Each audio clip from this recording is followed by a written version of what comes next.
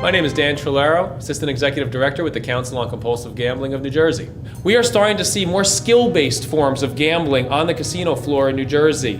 What is skill-based gambling? Well, that's directly tied to the participant's skill. The higher level of skill that the individual can show, the more money that person has a chance to win. You see, the slot machines are the old-fashioned machines that are typically preferred by grandparents, parents, but the younger generation, the 21 to 35-year-olds, the casino is starting to target that area, that demographic, because we feel as if the casino industry knows that besides the traditional forms of gaming, we need to introduce new forms of gambling. So what they've started to do is, besides the skill-based forms of gambling, they're also starting to offer daily fantasy sports contests. Esports arenas are in the discussion. Esports, video gaming for money. Very popular among adolescents and teens. Again, this convergence between gaming and gambling is alive and real, and we have to be right at the cusp of making sure that those who are struggling with a gaming addiction or a gambling addiction know where they can get the support, help, and treatment that they need. Sometimes a gambling or gaming addiction can start innocently. Today, parents are busy, they're working, both parents work, there's organized activities, and there just doesn't seem to be a lot of time. So parents are encouraged to spend time with their children. Sometimes with gaming and gambling addiction, it's unforeseen consequences. We don't see it coming.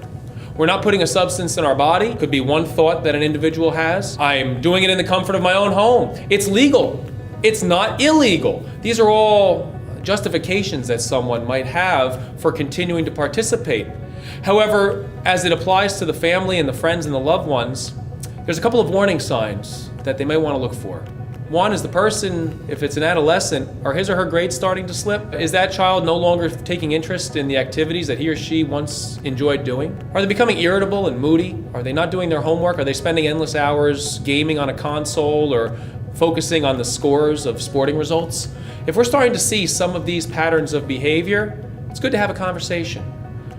800 Gambler takes a multifaceted approach to helping people who are struggling with addiction. In New Jersey, we have treatment providers to help those who want to talk to a counselor one-on-one. And we realize that gambling is a hidden addiction.